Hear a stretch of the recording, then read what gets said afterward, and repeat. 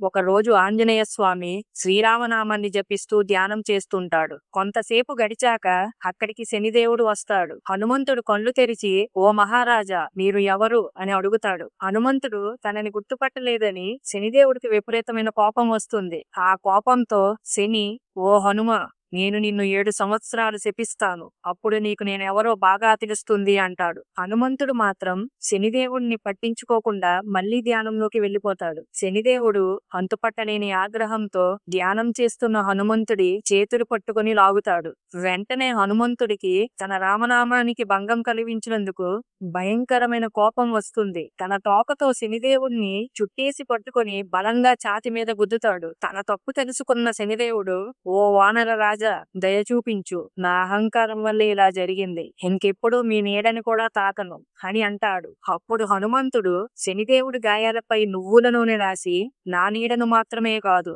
నా భక్తుల నీడను కూడా తాకకు" అంటాడు. అది విన్న శనిదేవుడు, ఎవరైతే భక్తితో శనివారాల్లో నాకు నువ్వుల నూనె అర్పిస్తారో అతనికి నా సంబంధమైన అన్ని కష్టాల నుండి విముక్తి కలుగుతుంది అంటాడు. అందుకే ప్రతి శనివారం శనిదేవుడికి నువ్వుల నూనె అర్పిస్తారు. ఫ్రెండ్స్, జై హనుమాన్ అని కామెంట్ చేయండి.